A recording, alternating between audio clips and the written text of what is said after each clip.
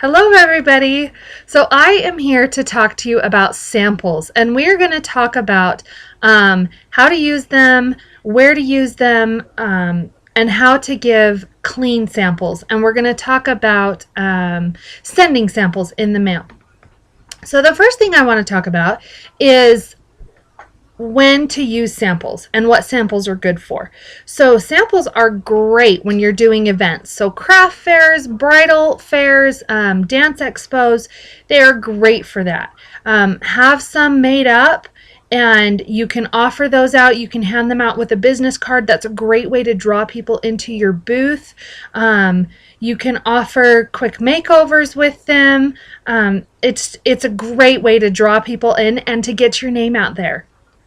So another place you can use them is for prizes in your VIP group. And this is great, especially when you're first starting out, because your business isn't making a ton of money yet and finances may still be a little tight.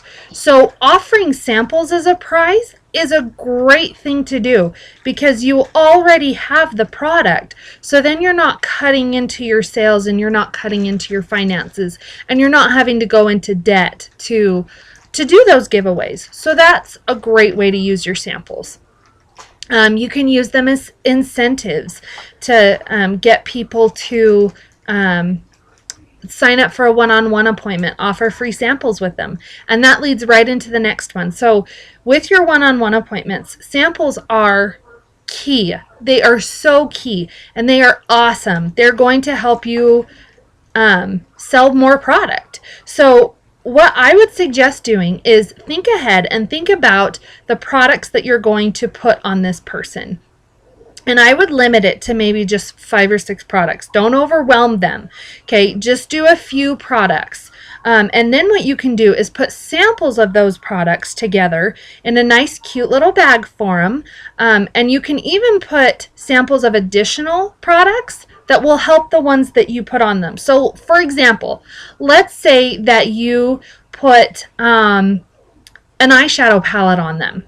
Okay, you could include a sample of the eye primer. Maybe you didn't put it on them that day, but you could include that because you didn't want to overwhelm them. You can include that in your samples.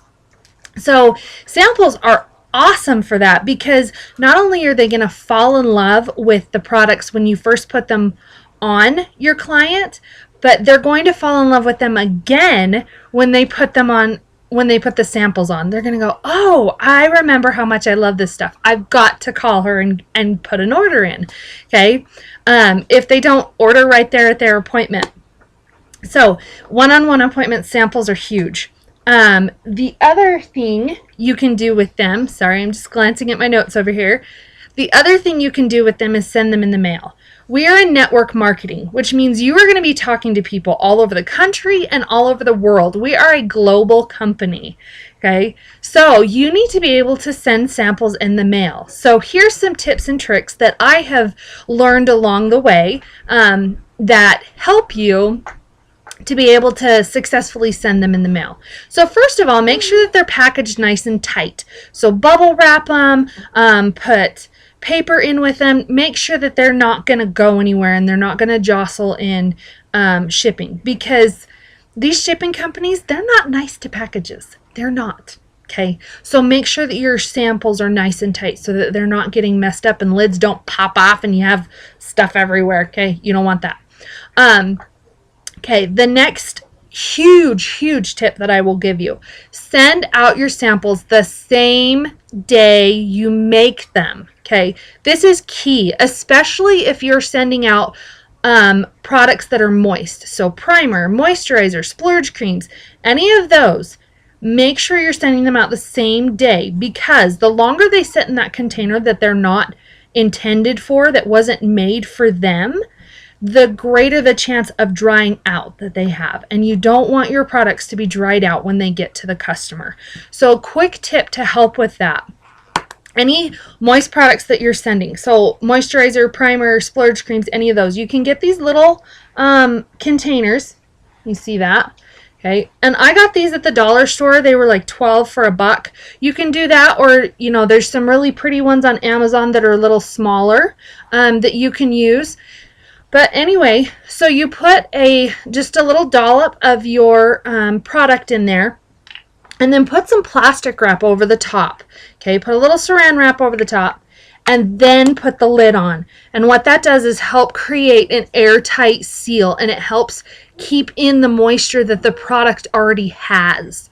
Okay, I did this when I sent samples to a lady in Canada, and her samples came out beautifully. Nothing was dried out. So that is a great tip that I've learned. Okay. The other thing you can do is make your samples pretty. Okay, we're women. We like things pretty. So put a sticker on there, put a logo on there, put some ribbon on there. Okay, make it cute, make it fun.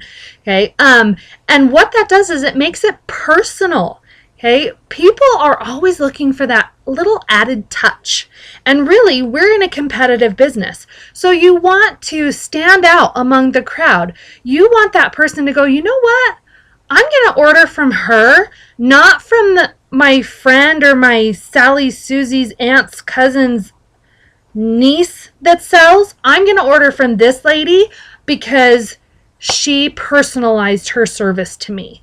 Okay, and she made me feel like a valued person. Okay, so make it personal. One thing that I've done is I will make a list of all the products that I send to them and just add a quick little thing on how to apply it, and any excuse me, any tips or tricks that they need to know for applying the product.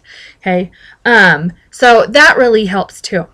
Okay, so now, all right, I think I've covered all that. So now let's talk about how to give clean and sanitary samples, because we don't want to go spreading germies around, okay?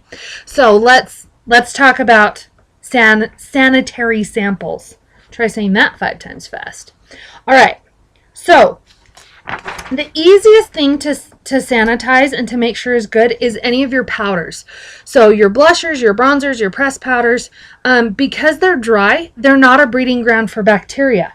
So all you have to do is take a Kleenex, wipe off the top layer, okay, just like that, and then this is ready to use, okay, and to give a sample and to use it like, say, your one-on-one appointment. So that's easy. The next thing, so for all of your moist products, you need to have some rubbing alcohol that's 70% or higher. Okay, you can pick this up at Walmart. You can pick that up anywhere.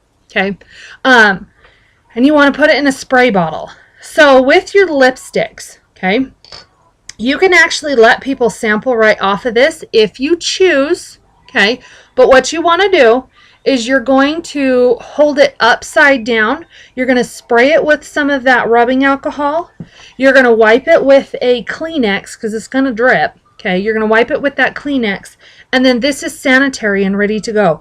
And you can let people use right off of this if you're comfortable with that, because it is sanitary now, or you can use these little guys. Okay, I use these a lot for the glosses and the stains. Okay, if you are sampling mascara is really tough to sample, but you can do it if you choose to. So what you want to do is open up a brand new mascara and label this as your tester. Okay, and you want to have, you can pick up these little brushes on Amazon, and then I would suggest a silicone one for the fibers, because this will take like every single fiber you have in that bottle and pull them all out at once, and you'll lose all your fibers. You don't want to do that. Okay, so they will need, so this is for gel, so they'll need 2 of these and then 1 of the fibers. Okay, so that they can go gel, fibers, gel. Now if they decide to buy the mascara right on the spot, sweet, give them the one they tested. Okay, if not, make that your tester. Okay, and always go into it with clean brushes. Okay, the other thing you can do, like when you're packaging up your samples, or someone wants a sample of splurge cream or primer or moisturizer or anything like that, these little spatulas, you can take these, spray them with alcohol, wipe them off, and then scoop out your product and you can put it in there for them. Okay, these little disposable guys, I just picked these up at Walmart.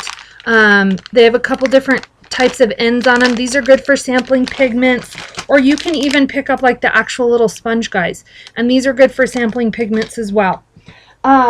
Okay, if you're going to sample liners, take your pencil sharpener, spray some rubbing alcohol in there, shake it out, get all the excess out, sharpen your pencil, and then spray the tip of your pencil again, let it dry, takes maybe 10 to 15 seconds, and then they can go ahead and use your eyeliner. Again, that's just if you're comfortable with that. All of these sanitizing tips that I'm giving you, I got from a certified makeup artist. So they are legit and good to use. So if you feel comfortable with that, you can do it.